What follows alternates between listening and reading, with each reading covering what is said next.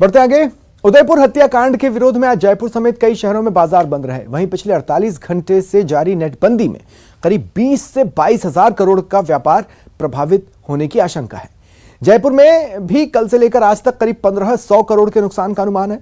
FMCG retail व्यापार प्रभावित हुआ है। Online taxi, bike, app based business को भी नुकसान हुआ है। ई वेबल नहीं निकलने से माल का ट्रांसपोर्टेशन नहीं हो पाया। ट्रांसपोर्टेशन कम होने से फ्यूल की बिक्री भी कम हुई। नेटबंदी अगले 24 घंटे के लिए बढ़ सकती है। ऐसे में आने वाला कुछ समय व्यापार और उद्योग जगत के लिए मुश्किल भरा होगा।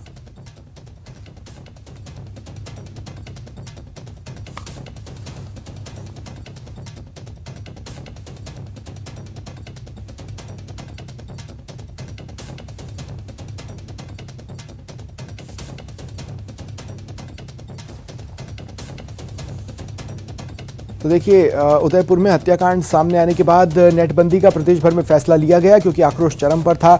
ऐसे में कुछ जगहों के लिए 24 घंटे, कुछ जगहों के लिए 48 घंटे और कुछ जगहों के लिए लॉन्ग टर्म पर यह फैसला लेना पड़ा। लेकिन रिव्यू भी लगातार चल रहा है। जिन जगहों पर 24 घंटे का इंटरनेट बंद रहा, वहां पर शाम को बैठक की गई, रिव्यू किया गया और जब ये पाया गया कि नहीं, अभी और भी नेट बंद रखने की जरूरत है ताकि अफवाहें ना फैलें, वीडियोस ना वायरल हो, ऐसे में वहां पर उसको एक्सटेंड भी किया गया। और ये स्थिति अभी भी अमूमन बनी हुई है। जगह जगह ये निर्णय लिया जा रहा है कि क्या नेटबंदी को और बढ़ाया जाए। लेकिन सामाजिक सद्भाव को बनाए रखने के लिए ये खामियाजा उद्योग जगत को उठाना पड़ रहा है कि उनके कारोबार पर इसकी मार पड़ रही है।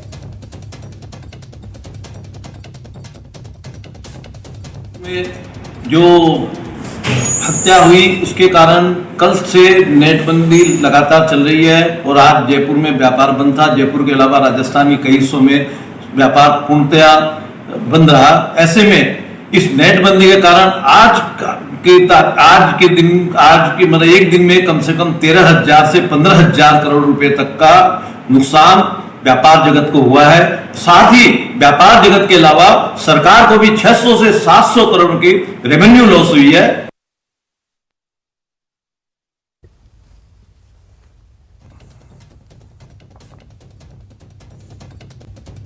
कारोबारी जगत को नुकसान पहुंचा है। सरकार की आय पर भी अच्छा खासा असर पड़ा है।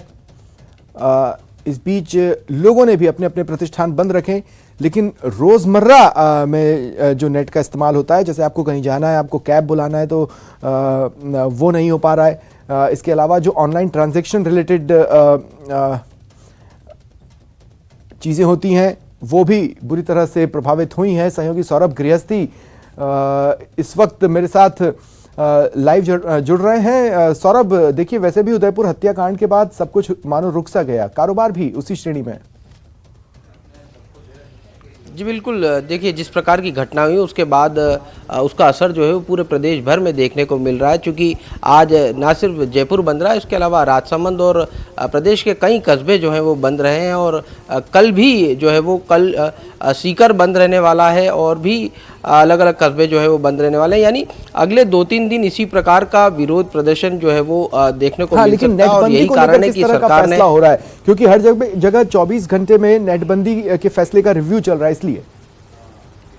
जी बिल्कुल, देखिए, ये जो फैसला होता है नेटबंदी का, ये संभागीय आयुक्त को ये फैसला लेना होता है कि अपने क्षेत्र में किस प्रकार की स्थिति है, उस हिसाब से जो है वो नेटबंदी की जाती है। तो अभी जिस प्रकार की स्थिति है और ऐसे में राज्य सरकार को और तमाम जो प्रशासनिक अधिकारी उनको ऐसा लगता है कि हालात जो है वो अभी सामान्य नहीं हुए। यही कारण है कि जयपुर में नेटबंदी की घोषणा जो है वो हो चुकी है और अलग अलग संभागों में भी नेटबंदी की घोषणा की जा रही है। और जब तक इस प्रकार के प्रदर्शन, क्योंकि जिस प्रकार की हालात हैं उसमें ये माना जा रहा है कि अभी पूरी तरह से कंट्रोल में सिचुएशन जो है वो नहीं है और आने वाले दिनों में भी हाल फिलहाल जो है वो स्थिति कंट्रोल में नज़र फिलहाल नहीं आ रही। यही कारण है कि नेटबंदी जो है वो की जा रही है। परसों जो है वो कोटा में बंद का जो है वो ऐलान किया गया है। जयपुर में एक बड़ी रैली जो है वो आयोजित होने वाली है। इसके अलावा दूसरे कस्बे भी जहां पर अब तक बंद नहीं रखा गया, वहां पर भी जो है वो प्रदर्शन होने वाले हैं। इस लिहाज से नेटबंदी जो है वो संभवतः कल शाम तक तो घोषणा कर दी गई है, लेकिन अगले 1-2 दिन और भी नेटबंदी जो है वो प्रदेश में हो सकती है। जी हाँ, लेकिन इससे जो कारोबार प्रभावित हो रहा है वो एक ज़रूर साइड इफेक्ट के तौर पर सामने आ रहा है, जिसके बारे में हमने अभी बाइट भी सुनाई थी। बहुत बहुत शुक्रिया सौरभ जुड़ने के लिए और तमाम बातचीत के लिए।